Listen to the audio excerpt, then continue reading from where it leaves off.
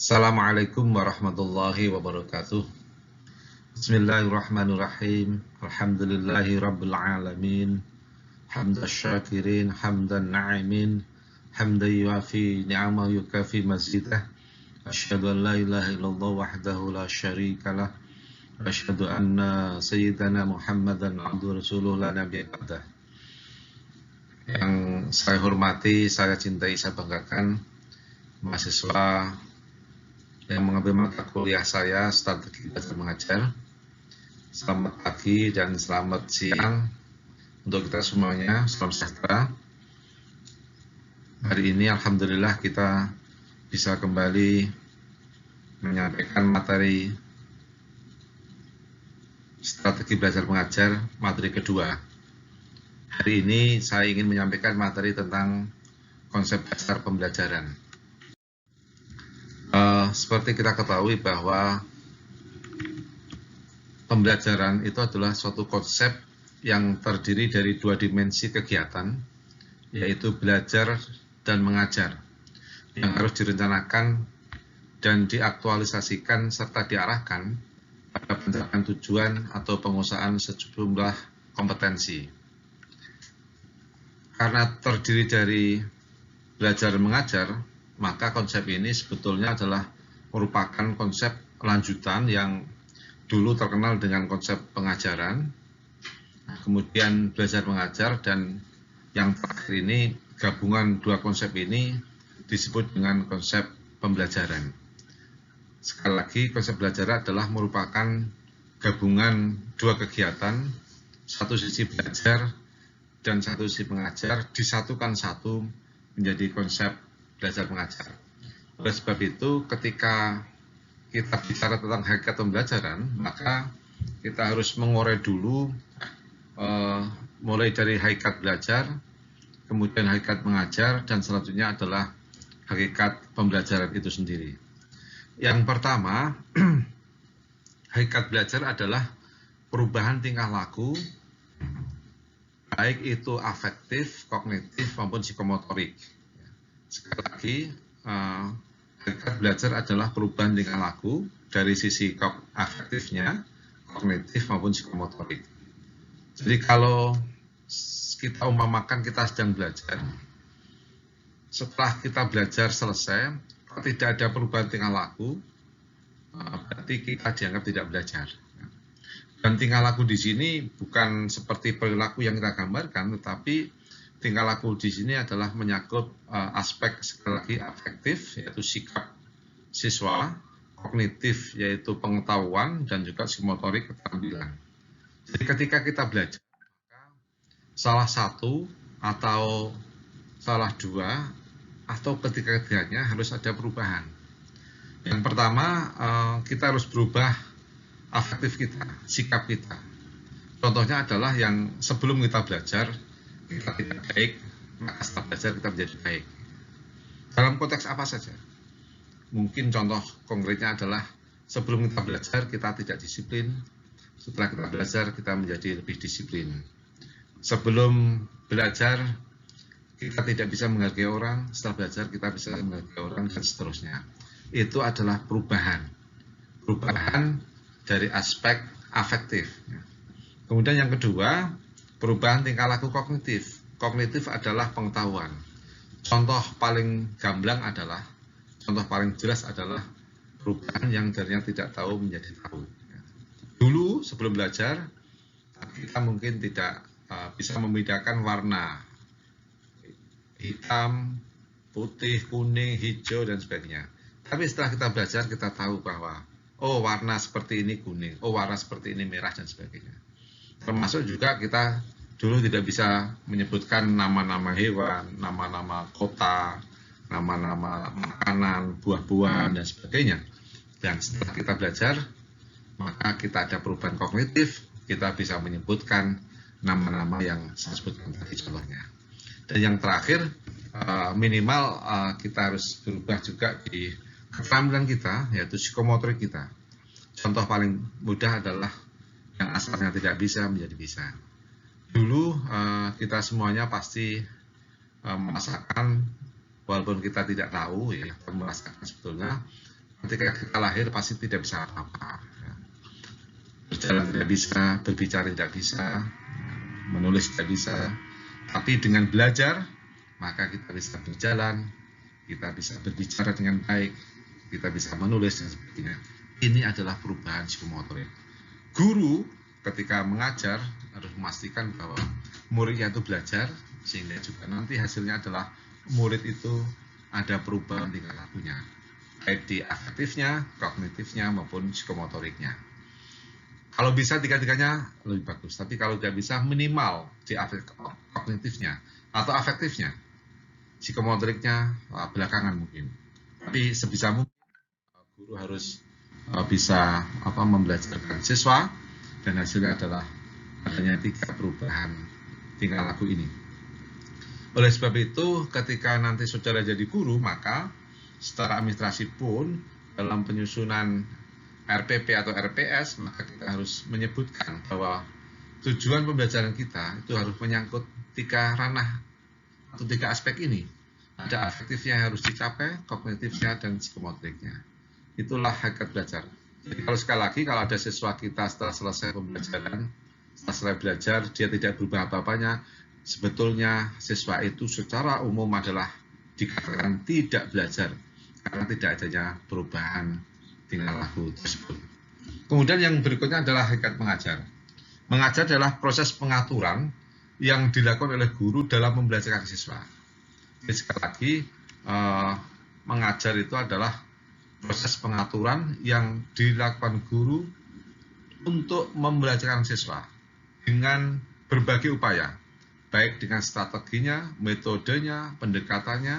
Nah, ini kalau kita melakukan itu berarti kita mengajar. Oleh sebab itu, kalau ada guru yang tidak pernah mengatur apa-apa, dia tidak datang ke ruang kelas, ya, dia tidak bisa daring seperti ini, tidak ada pengaturan sama sekali materinya, metodenya, strateginya, maka sebetulnya guru tersebut disebut tidak mengajar. Nah, dari 2 pendekatan ini, dari 2 aspek ini, kita gabungkan sekarang hakikat pembelajaran. Hakikat pembelajaran adalah proses pengaturan yang dilakukan guru untuk membelajarkan siswa melalui berbagai upaya, baik strategi, metode, pendekatan, sehingga terjadi perubahan tingkah laku bagi siswa, baik secara afektif, kognitif, maupun psikomotorik. Oleh sebab itu, saudara sekalian, kalau nanti kita jadi guru, kita sebetulnya dianggap mengajar, atau kita sebetulnya dianggap bahwa pertemuan kita dengan siswa di kelas atau lewat daring online itu dianggap pembelajaran. Hakikatnya adalah kalau kita ada proses pengaturan yang dilakukan oleh kita sendiri untuk membelajarkan siswa, dan siswa itu ada perubahan tingkah lakunya. Baik sekali lagi, baik tingkah laku afektif, kognitif, maupun psikomotorik. Itulah hakikat pembelajaran yang sebenarnya. Kalau seperti ini, guru tidak mungkin seenaknya. Kita harus serius, kita harus betul-betul membelajarkan siswa dengan berbagai upaya kita. Gunakan pendekatan yang baik, yang tepat, gunakan metode yang tepat, gunakan media yang tepat, sehingga tercapailah yang namanya tujuan pembelajaran. Dan situlah hakikat pembelajaran yang sebenarnya. Saudara sekalian yang saya hormati, berikutnya adalah ciri-ciri pembelajaran. Kita ini sekarang yang ikut mata kuliah saya, strategi belajar mengajar, itu adalah dipersiapkan untuk menjadi guru formal. Sekali lagi, mahasiswa yang mengambil mata kuliah strategi belajar mengajar, itu adalah disiapkan untuk menjadi guru atau menjadi pendidik di lembaga pendidikan formal. Oleh sebab itu, ciri-ciri pembelajaran yang akan saya sampaikan ini adalah ciri-ciri pembelajaran formal, yang mungkin saja itu tidak ditemui ketika kita melihat atau melaksanakan pembelajaran yang non-formal atau informal. Oleh sebab itu, ciri-ciri pembelajaran formal yang saya sampaikan itu punya ciri. Yang pertama adalah harus memiliki tujuan. Tujuan ini adalah merupakan ciri utama. Jadi kalau ada guru masuk kelas, ya, kemudian ada guru memberikan materi, tidak ada tujuan yang jelas, tidak ada learning objektif yang jelas, maka itu tidak menjadi ciri pembelajaran formal. Mungkin dia pembelajaran non formal, bisa jadi. Oleh sebab itu kita harus memiliki tujuan yang jelas. Dan dalam pembelajaran formal, tujuan yang jelas ini terangkum atau kita buat di RPP namanya, yaitu tujuan pembelajaran. Yang dulu disebut ADTU, ADTIK, tujuan instruksional umum, tujuan instruksional khusus. Sekarang diganti dengan tujuan pembelajaran saja, atau bahasa Spanyolnya, ya, bahasa Pekalongan itu learning objective, learning objective atau LO. Nah, tujuan pembelajaran ini kalau dalam Kurtilas itu ada namanya diturun dari KD-nya, ya, KD-nya ini buat nanti indikator kompetensinya apa. Ya. Nah, nanti secara teknis saudara nanti mengambil mata kuliah pertahanan sistem, di situ akan dijelaskan bagaimana membuat tujuan pembelajaran yang baik. Ya. Dari KI, KD, ya, kemudian di indikator kompetensi tujuan pembelajaran itu akan diterangkan itu. Kalau dulu zaman saya masih kuliah, membuat tujuan belajar yang baik itu ada namanya teori ABC, teori ABCD. Nah, A itu ya audience, B-nya behavior, C-nya adalah condition, dan D-nya degree. Ini digabungkan. Contoh begini, tujuan pembelajaran yang baik itu ketika menyangkut ABCD ini. Contohnya adalah setelah siswa selesai mengikuti pembelajaran, diharapkan siswa dapat menyebutkan rukun-rukun Islam dengan baik. Ya. Ini adalah setelah pembelajaran selesai, itu adalah kondisinya, behaviornya, ya, siswa dapat menyebutkan itu behavior. Kemudian audiennya itu adalah setelah siswa, audiennya adalah setelah siswa mengikuti pembelajaran, dapat menyebutkan itu behavior, kondisinya dengan baik, conditionnya, kemudian dirinya dengan baik tadi. Ya. Secara umum begitulah, nanti dipelajari spesifik di mata kuliah tentang sistem. Ya. Yang kedua, jadi pembelajaran formal adalah memiliki prosedur untuk mencapai. Prosedur itu apa? Prosedur adalah langkah-langkah mencapai sesuatu. Ya. Kalau prosedur pembelajaran, berarti langkah-langkah untuk mencapai tujuan pembelajaran. Bisa mulai dari kalau prosedur pembelajaran di kelas, mulai dari ada pembukaannya, ada materi intinya, ada penutupnya, dan sebagainya. Kalau prosedur secara kegiatan, mungkin Anda bisa masuk kelas ini, contohnya itu adalah sudah melalui prosedur yang panjang. Anda mungkin bayar UKT dulu, kemudian S dulu, perwalian dulu, baru dapat kelas, baru bisa duduk di sini. Ini pun namanya prosedur. Ya. Karena ini formal. Beda kan dengan yang pembelajaran tidak formal, mungkin kayak di pengajian umum, di majelis taklim, itu nggak ada prosedurnya. Siapapun boleh datang, keluar, pergi, masuk, kapanpun boleh. Tapi kalau formal, maka kita harus melalui macam prosedur yang memang disyaratkan. Di situ ada SOP namanya, standar operasional prosedur, yang harus dilakukan dan dilalui semuanya. Ini karena ini formal, ya, jadi harus memiliki prosedur. Kemudian yang ketiga, ciri pembelajaran formal adalah memiliki bahan materi. Bahan materi. Jadi harus jelas. Guru ketika masuk kelas, maka dia harus mempunyai bahan yang akan disampaikan, dan bahan ini berkelindan atau bersesuaian dengan tujuan yang tadi ditetapkan. Jadi antara tujuan dan materi itu harus sama. Jadi, kalau tujuannya adalah siswa dapat menyebutkan rukun-rukun Islam dengan baik, maka materinya adalah tentang rukun Islam. Tidak boleh tujuannya rukun Islam, materinya malah tentang surga dan neraka umpamanya. Ini tidak berhubungan. Oleh sebab itu, guru harus memahami ini, memiliki tujuan, ada materi yang jelas yang disampaikan. Oleh sebab itu, guru ketika di kelas, dia tidak boleh bicara seenaknya. Setiap hal yang disampaikan, setiap pembicaraan yang dilakukan, dia harus dibatasi oleh tujuan dan materi yang jelas ini. Kalau toh dia harus melucu, harus melawak, harus bercerita, atau harus apa saja, maka itu harus dalam rangka untuk mencapai tujuan, dan materinya harus sesuai dengan tujuan itu. Melucunya kalau bisa sesuai dengan tujuan. Melucunya adalah materinya sesuai dengan tujuan. Nah, cerita materinya harus sesuai dengan tujuan. Sehingga guru di kelas itu betul-betul memanfaatkan waktunya sebaik-baiknya untuk menyampaikan materi dan untuk mencapai tujuan yang telah ditetapkan di atas. Itu yang ketiga. Yang keempat ada aktivitas anak didik. Ya. Jadi karena ini pembelajaran formal, maka aktivitas anak didik itu apa? Hanya satu. Dia boleh bertepuk tangan, dia boleh melamun, dia boleh mungkin tinju-tinjunan, tapi semua hanya satu, yaitu dalam rangka belajar. Mungkin dia tepuk tangan, mungkin dia berteriak-teriak, karena pelajarannya pelajaran olah vokal ya. Tapi itu adalah pelajaran. Aktivitasnya ada belajar olah vokal. Mungkin dia tinju-tinjunan, karena pelajarannya baru olahraga tinju dan sebagainya. Oleh sebab itu, semua aktivitas ini guru harus memastikan bahwa murid-murid hanya satu aktivitasnya, yaitu aktivitas belajar.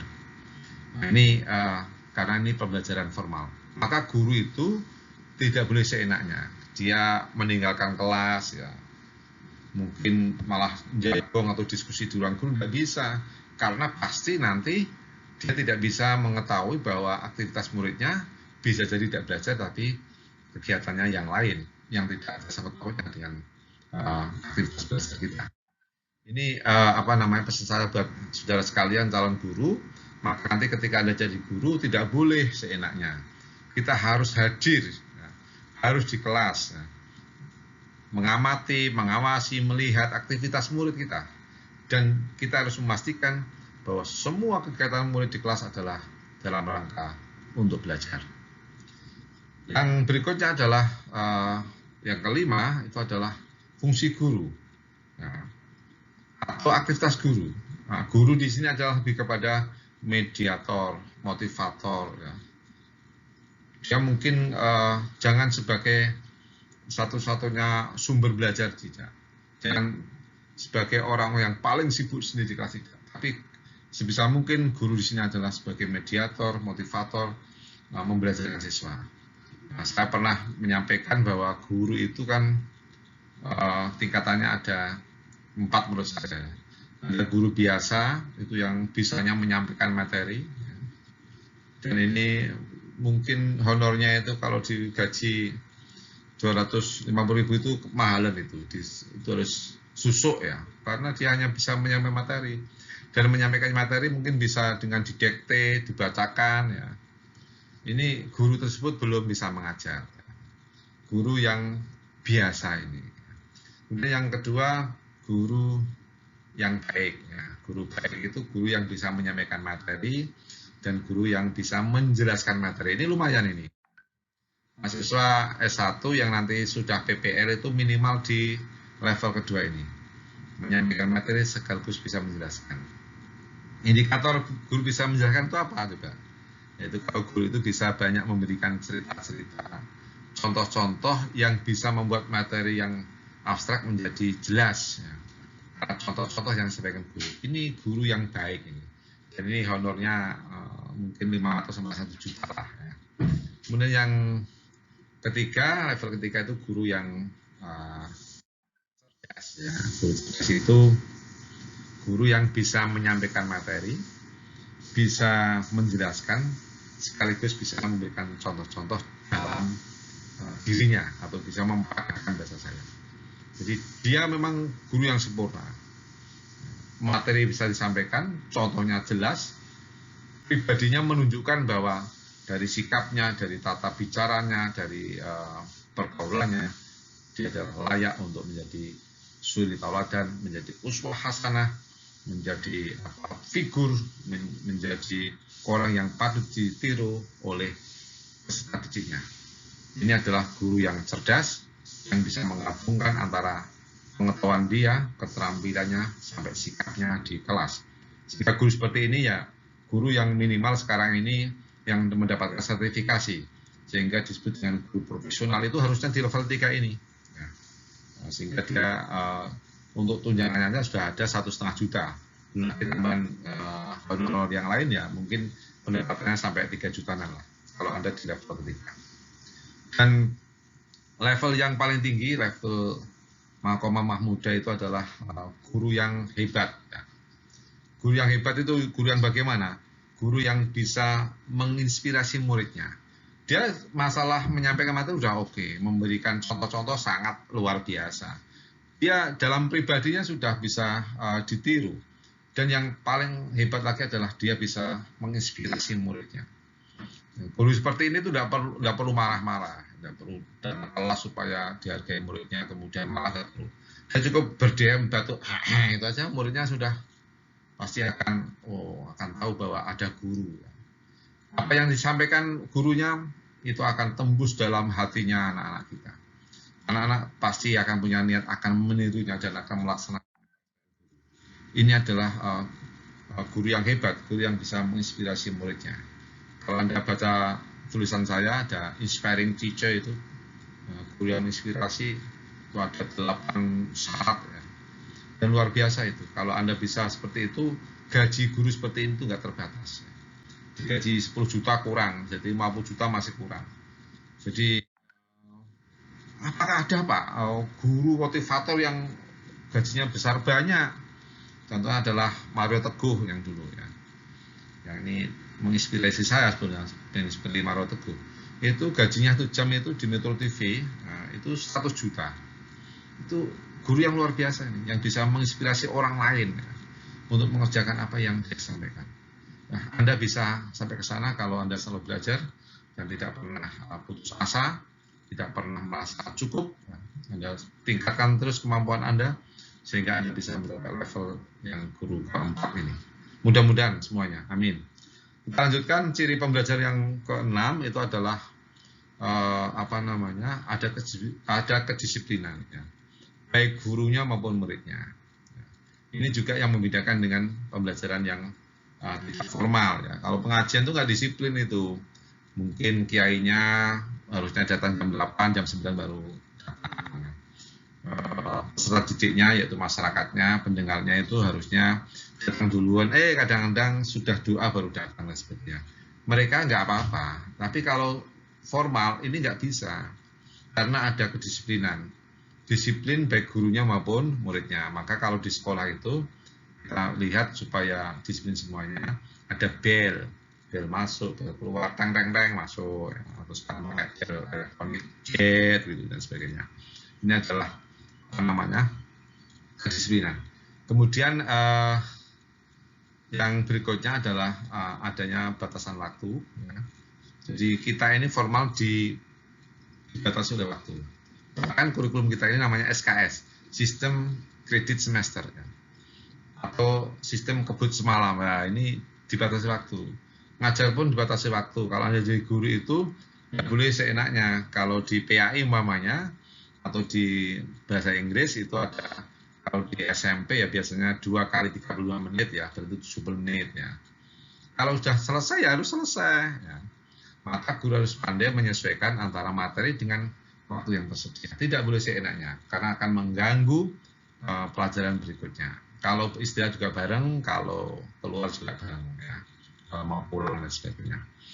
Kemudian kalau mahasiswa, batas waktunya adalah Anda diberi batas waktu semesteran umpamanya.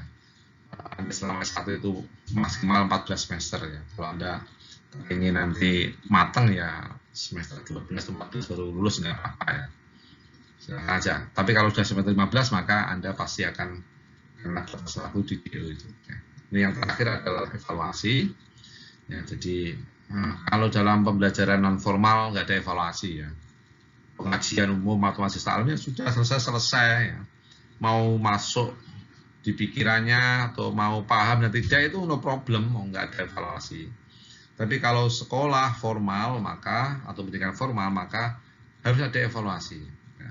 Nanti evaluasi bagaimana, ya, jenisnya apa saja ya. Nanti kita bahas dalam materi berikutnya tentang evaluasi dan feedback. Ini ciri-ciri pembelajaran ini. Kalau kita menyelenggarakan proses tatap muka, belajar bersama murid-murid kita, ada 8 ciri ini yang ada, maka Anda disebut pembelajaran formal. Tetapi walaupun di sekolah, kalau 8 ini ada 2-3 yang tidak terpenuhi, maka sebetulnya itu dianggap tidak pembelajaran formal. berarti Anda itu menyalahi kata mendatar. Oke, berikutnya adalah komponen belajar mengajar. Ya. Saya sampaikan dulu komponen belajar mengajar itu adalah ada dua komponen ya jenisnya. Yang pertama komponen utama dan yang kedua komponen penunjang. Bedanya apa Pak? Komponen utama dan penunjang. Kalau komponen utama ini empat-empatnya harus ada. Ya. Tapi kalau komponen penunjang salah satu nggak ada, nggak apa-apa. Ya. Tapi kalau utama salah satu nggak ada, maka dia dianggap tidak pembelajaran. Nah, komponen belajar itu apa saja?